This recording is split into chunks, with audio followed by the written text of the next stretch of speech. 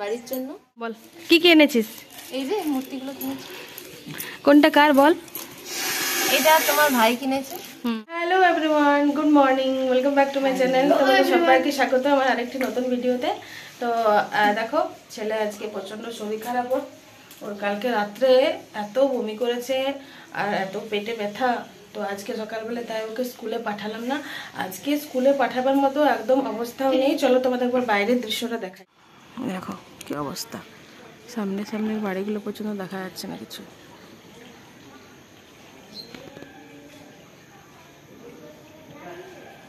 কুয়াশায় ভর্তি।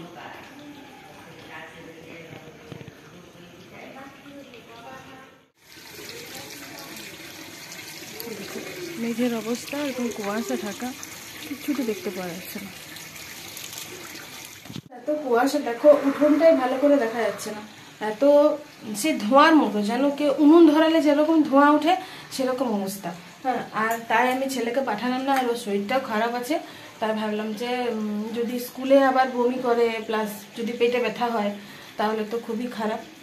তো আজকে ওষুধ খেয়ে বাড়িতে থাক, প্লাস ডাক্তার দেখাতেও যাওয়ার আছে। আমি এই বাচ্চাগুলোকে নিয়ে কি যে করি, কি করে যে এদের পড়াশোনা হবে কে জানে। আজকে এর শরীর খারাপ তো কালকে ও ঠান্ডা লাগা থেকে উঠলো, তো এর আবার পেটের প্রবলেম শুরু হয়ে গেল। কিচ্ছু খাওয়া সহ্য নেই।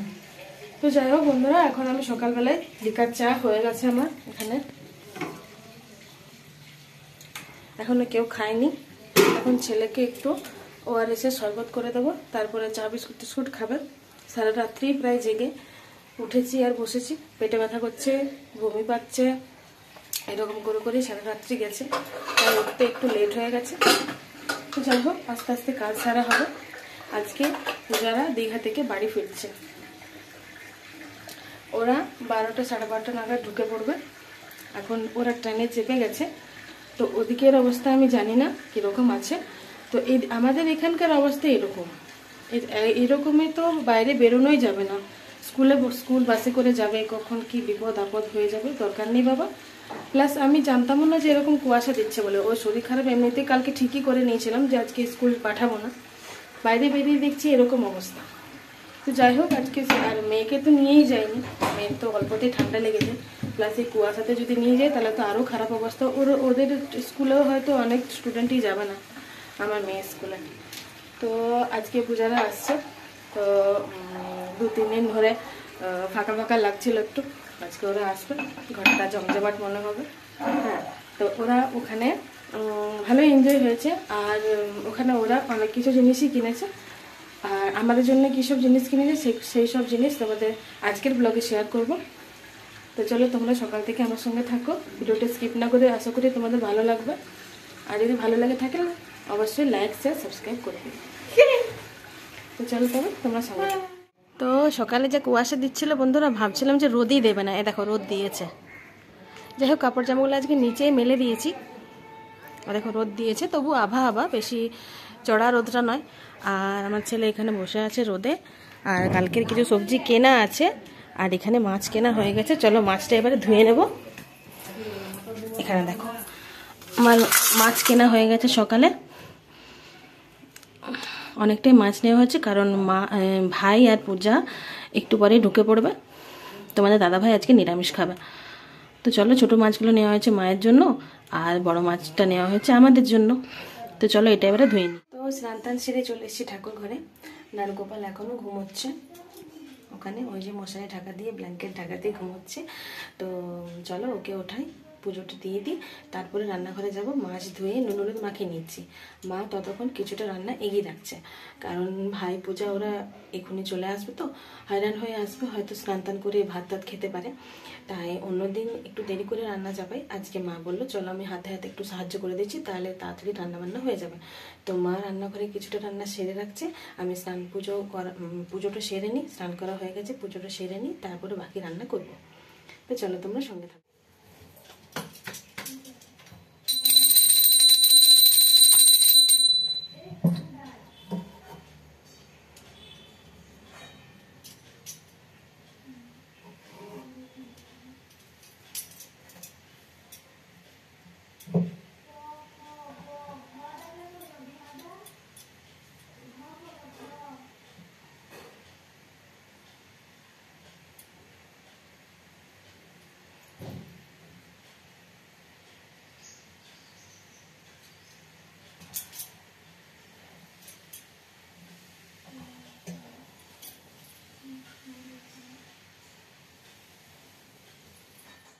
এখন রান্নাবান্নার পর্ব এখনো চোকানো হয়নি।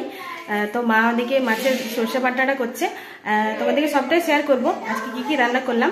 তার আগে চলো তোমাদেরকে দেখায়, পূজা চলে এসছে, দীঘা থেকে চলে এসছে, একটু কিছুক্ষণ ঘন্টা দেড়েক হলো। তো স্নান টান কমপ্লিট হয়ে গেছে, ভাই তো এসে দোকান চলে গেছে, ওর তো দোকানের খুব তাড়া। আর চলো তোমাদেরকে দেখায় আজকে পূজা কি কি এনেছে আমাদের জন্য। বল কি কি এনেছিস? এই যে মূর্তিগুলো কিনেছি। কোনটা কার বল? এটা তোমার ভাই কিনেছে, এটা আমার মায়ের, এটা দাদা ভাইয়ের, এটা হচ্ছে ওর বন্ধুদের, এই দুটো বন্ধুদের। আচ্ছা, এই চারটে বন্ধুদের। হ্যাঁ, এটা আমার। বাহ, খুব সুন্দর শোপিস গুলো আছে।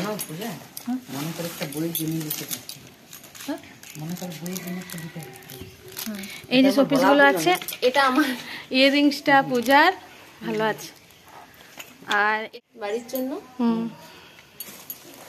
দেখাও। আচ্ছা, আর এটা বন্ধুদের জন্য, এটা আছে আমাদের। আর তোমারটা কোথায়? পেন্সিল গুলো কোথায়? এইটা রনিতের জন্য এনেছে, কালার পেন্সিল আর প্লাস পেন্সিল বক্স, স্কেল দুটোই আছে।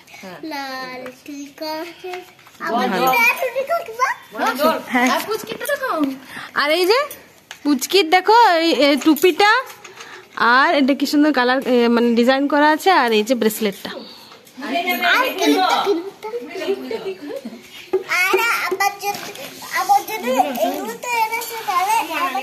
তো তোমাদের দিদিভাই দেখো এখানে কত রকমের রান্না করেছে।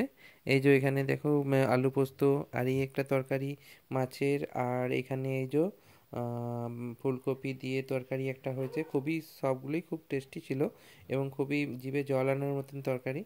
আর এখানে দেখো এখানে মাছ ভাজাও আছে, আর এখানে মাছের তেল আছে একটুকু। তো তোমরা দেখো, তোমাদের আমাদের ব্লগ দেখতে অনেক ভালো লাগবে আশা করি। আর যদি ভালো লাগে তো অবশ্যই লাইক শেয়ার সাবস্ক্রাইব করবে। এই যে একটা মাছ দিয়ে একটা তরকারি হয়েছে। তো আজকে রাতে আমি এই যে ঘুগনি করেছি, দেখো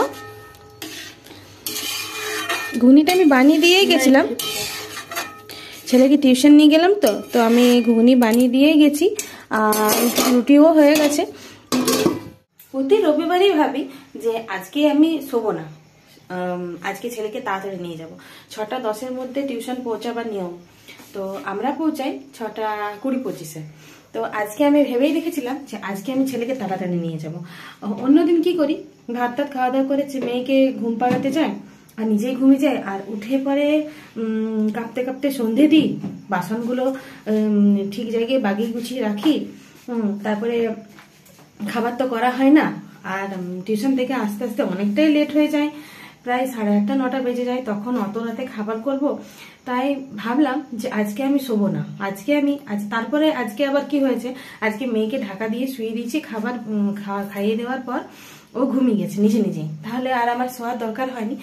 তাই আমি সবকিছু কাজ বাগিয়ে তাগিয়ে আমি খাবার দাবার করে নিয়েছি আগে। মটর কলাই সকালে ভিজে দিয়ে দিয়েছিলাম, আর রুটি তো কটা মাত্র রুটি করেছি, পূজা ওরা তো নেই, তাই কটা মাত্র রুটি করেছি, বেশি করিনি। আর খাবার দাবার করা থাকলে একটা নিশ্চিন্তে। তবুও মা কন্টিনিউ বাড়ি থেকে ফোন করছে, তাড়াতাড়ি এসো তাড়াতাড়ি এসো। বুঝকি কাঁদছে, বলছে মা কখন আসবে, মা কখন আসবে, খিদে পেয়েছে আমার। আমি ফোন করে বললাম যে আপনি দুধটা গরম করে একটু কর্নফ্লেক্স দিয়ে খাইয়ে দেন। বলছে না, আমি ঠিক মতো বুঝতে পারবো না কতটা কি দিতে হবে। তাই আমি একটু আগে এলাম, এখন বাজে 8:30-9টা বাজে।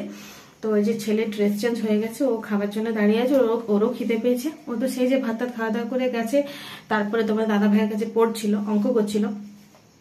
তারপরে রেডি হলাম, আমরা বেরিয়ে পড়লাম। হ্যাঁ, তো আজকে একটু আগে গেছি, আজকে মানে যখন গেছি তখন টিউশন সে বসছে, আর অন্যদিন যখন যাই তখন টিউশন শুরু হয়ে যায়। তো যাই হোক, আজকে একটা মানে আজকে কাজে লেগেছে আর কি, ট্রিক্সটা কাজে লেগেছে, যেটা আমি ভেবেছিলাম সকাল থেকে যে আজকে টিউশন তাড়াতাড়ি নিয়ে যাবো, সেটাই হয়েছে। যাই হোক, তো কি ওটা মার্বেল বল, তো ওকে পড়তে দিয়ে এলাম আমি, ওর খিদে পেয়েছে, ওকে আমি খেতে দিয়ে দিই এখন। আর ও তো নিজেই খাবে, আর মেয়েকে খাইয়ে দেবো। মেয়ে ওর ঠাকুমার কাছে বসে আছে, টিভি দেখছে, ওকে বসে দিয়ে ওকে ওখানে বস করে দিয়ে আমি আমার ছেলেকে একটু টিউশনের কাজগুলো একটু দেখছিলাম। তারপরে বললাম আমার খেতে পেয়েছে, তাড়াতাড়ি খেতে দিয়ে দাও। তো ওকে খাবার নিতে চলে এসেছি এখানে। চলো বন্ধুরা, আর বাজারে কি ভিড়, বাজারে ওকে টিউশন নিয়ে যাচ্ছি, তখন ভাবলাম যে গোপালের জন্য দুটো জামা কিনবো, আর কি কিনবো, প্রচন্ড ভিড় চারিদিকে। রামের সে পতাকা লাগানো আছে, মানে পতাকাগুলো কিনবার জন্য, তারপরে পতাকা ছবি বিক্রি হচ্ছে রামের, আর তারপরে দশকর্মা ভান্ডারগুলো, মানে প্রতিনিয়ত ভিড়ই থাকে, এত ভিড়।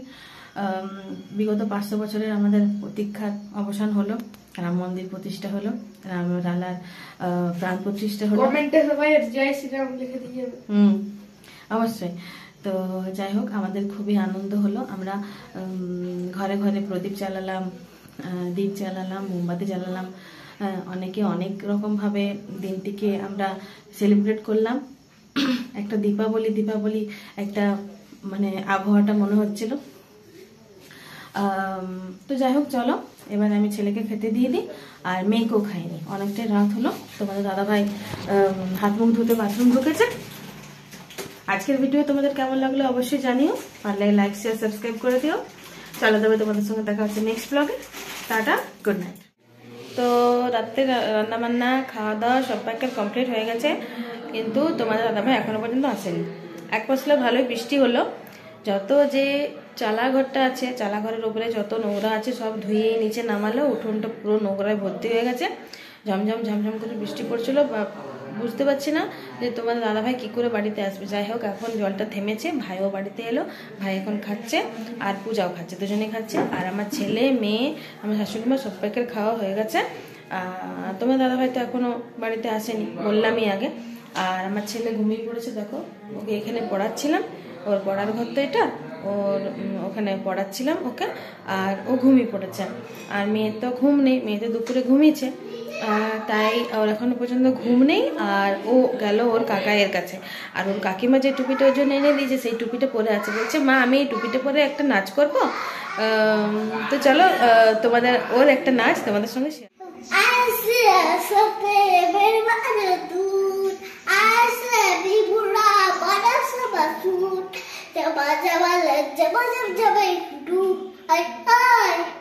ঠিক মতো না পারলেও ওর করার চেষ্টা আছে, মানে স্টেপগুলো দেখে দেখে ও এত কপি করার চেষ্টা করে, ভাবছি ওকে একটু বড় হলে নাচের স্কুলে ভর্তি করে দেবো।